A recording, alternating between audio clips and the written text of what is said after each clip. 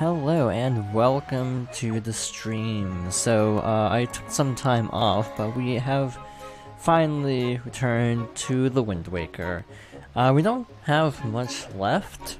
I wanted to start earlier to kind of make up for the lack of streams this week, but honestly, we could probably beat the game in the stream. We only have 10-ish charts left, and then this Triforce Shard, and that's basically all there is to it. So once you get the power bracelets, you can throw this and enter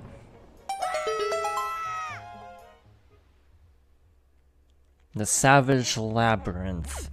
So this level is basically a series of enemy fights. So this is going to be kind of a chill start to the stream because it's mostly just going to be fighting 50, I'm not making this up, 50 waves of enemies.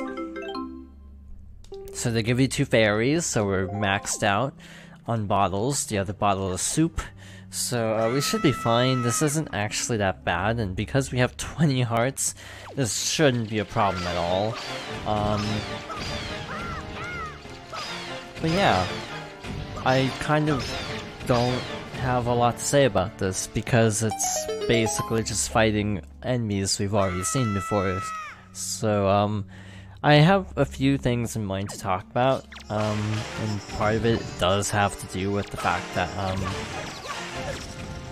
I kind of wish this was optional. I mean, it's technically partly optional, but you still have to do like 30 floors out of 50, and I kind of wish it was all optional. That's just a personal preference thing, because I know a lot of games in this era did this. Paper Mario, definitely Twilight Princess, and then they added another combat dungeon for HD if you have the amiibo. But, like, this is the only one that I can think of that's actually, like, legitimately required by any game. I mean, I guess you could say, technically Thousand Year Door has 2 as well, and 1 is required and the other isn't. Chapter 3. But yeah, for the most part, a lot of this stuff tends to be optional in games, so it's sort of set up oddly. And yeah, you don't have to do everything, and actually you can't do everything until you finish the Earth Temple. I guess that's technically not true. You could do it before finishing the Earth Temple, but you have to at least start the Earth Temple because you do need the Mirror Shield partway through to progress. But yeah, you get the Triforce chart in the original and also the Triforce Shard in HD at floor 30 if I'm not mistaken, and then you get the Hero's Charm, or well, I guess we'll have to wait and see. Wait, actually I think in GameCube it's... yeah, I think I had it backwards. GameCube is a treasure chart for a piece of heart, and in this version it's a Triforce. Not Triforce, it's the Hero's Charm. Wow, I'm really confusing myself trying to explain this. Basically, the rewards were changed. Again, I think you get like not a Triforce chart, but like a treasure chart from Miss Marie instead of the Hero's Charm. Because basically they switched the chart and the Hero's Charm for the Miss Marie quest in the bottom of the Savage Labyrinth. That was like not a smooth explanation of that at all. Probably tell I haven't actually streamed in a while as a result. But yeah. I don't know what floor we're at. I think every like 10 floors or so is a rest floor, so we'll be able to get a decent idea of how far we've gotten. I'm gonna kind of speed through this. I'm expecting it will take like, 30 to 40 minutes, because that's usually how long it takes people. Ow.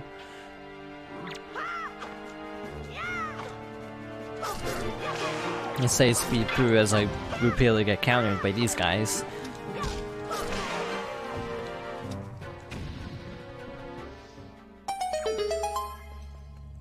So I want to say that's like floor 6 or 7. I've honestly not been keeping track because, well, I guess we were further along than I thought.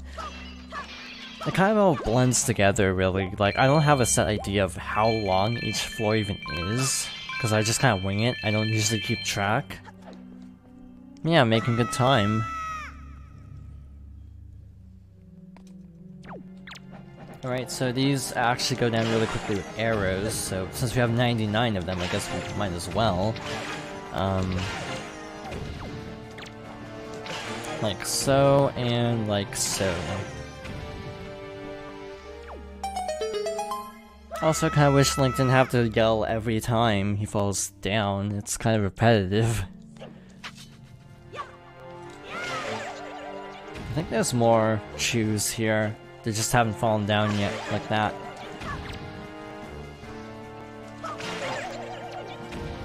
Before we go any further, I should also check audio settings. Seems like everything is set properly. Oh yeah, you can also use the boomerang to stun them, and that immediately makes them vulnerable. So, I forgot to do that. It will come in handy later. That's why I have these 3 items equipped, because they're honestly the 3 you kind of need the most. Like, boomerang one-shots the Deku Babas, so that's good to have around. It's kind of themed after each dungeon, really. So, like, the first one had a lot of fire enemies, like the Dragon Roost Cavern. This is a lot of Forest Haven and Forbidden Woods enemies.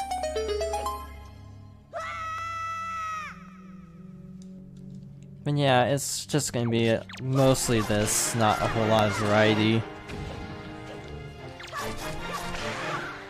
One thing I actually did want to discuss about this game is the fact that I actually kind of find it interesting how this game actually, I think, runs worse than on GameCube because it wasn't optimized entirely properly. It's like, because this game started as a prototype for Breath of the Wild, they were like, let's remake Wind Waker just to see how cell shading looks in HD, and that's kind of where it started, if I'm not mistaken. Then they're like, okay, let's just go through and remake the actual game, since we've come this far, and since it seems to work. But there is some engine optimization that could have been done, so it's a little laggy at times, but honestly, I, like, never notice unless it's really, really apparent. I'm one of those people who, like, can see a game running at, like, 60 FPS, but if it dips down to, like, 50, I usually don't notice, unless it's directly pointed out to me. At 30, you kind of need to go below, like, 20 before I really start to notice, so I tend to be very not picky when it comes to frame rate. I like games if they feel generally smooth, but if there are dips here and there, I actually usually don't notice. Unless, again, it's really pronounced. This game also has little stutters every time you land a hit, kind of, to, I assume, add to the impact of the sword, like, oh, you're hitting an enemy, so it's kind of like,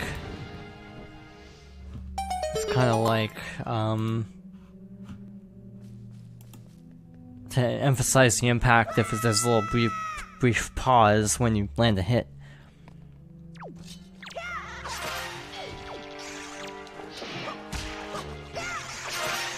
I don't know if these enemies drop the little urchins.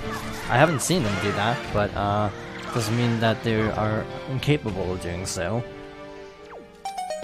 I know the flying ones do, but I'm not 100% sure about the regulars. Speaking of the flying ones, you can also use the boomerang to knock their wings off. I think you can also just use the hook shot, like that.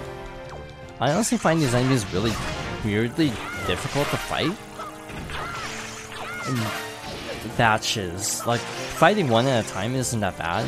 My issue with these are you basically have a very tiny window to actually counter.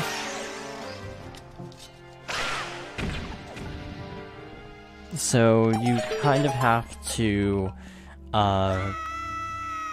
just kind of wing it. I usually don't counter those. Like, there's some enemies like basically just rely on counters like all the time. Those are enemies that I really can't just because of how it's set up.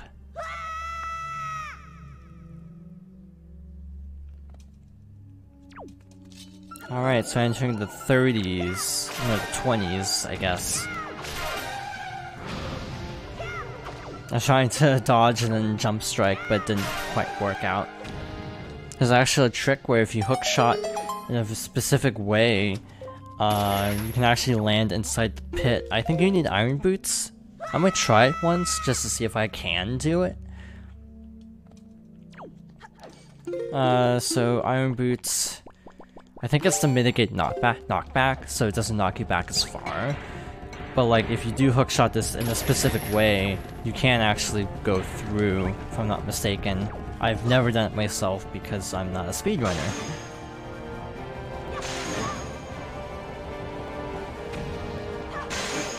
Okie dokie, so what is the next set of enemies? This is where things get a little foggy because, gonna be honest, the rooms kind of blend in from here on out. They all kind of look the same from this point on. I think there are a few more foresty floors, but for the most part, they tend to kind of look more castle-y like this. So I tend to not remember what's on each floor quite as well from here on out. Some also have electrified barriers surrounding the walls, so to kind of keep you funneled into the center of the arena, which is kind of an interesting idea, kind of keeping you towards the center. So one thing you can always do in this room is just lure them all into one spot and put down a bomb. I don't think they're close enough, but stunned a few at least. And there you have it. So again, we have 99 of every resource, so we might as well just kind of use them. We don't really need anything, to be honest. Like, we can just kind of go through resources, not worry too much about conservation.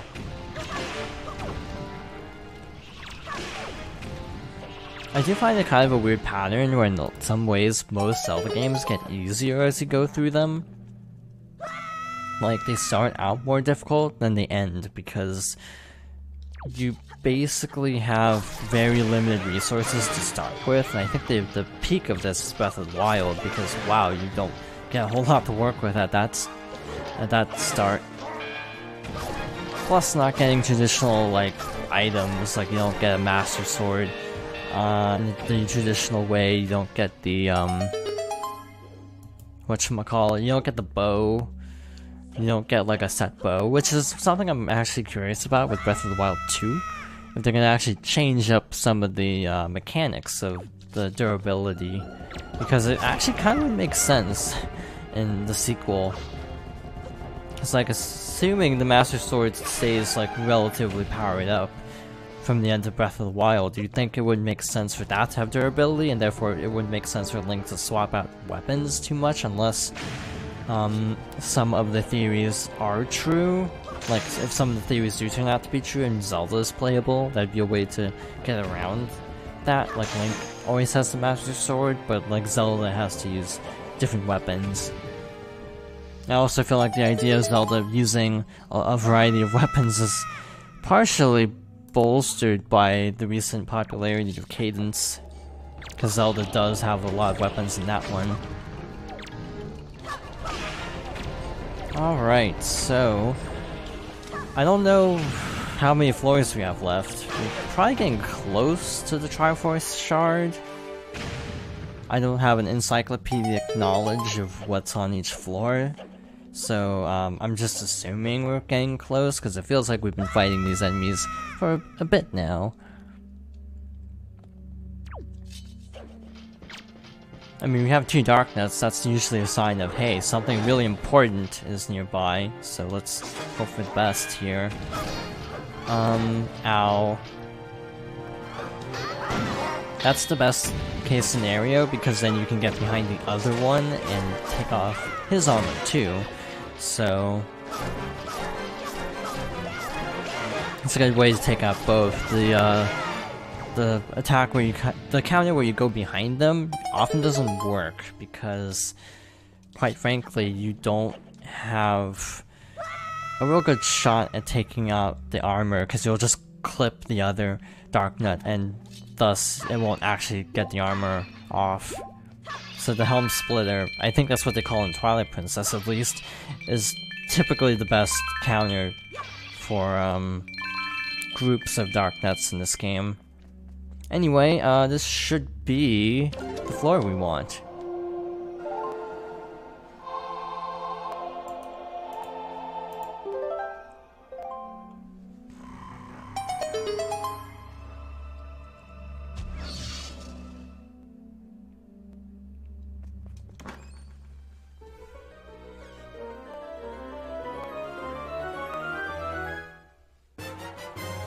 You got a Triforce Shard. At last you found the last shard. Fused together, all 8 form the Triforce of Courage.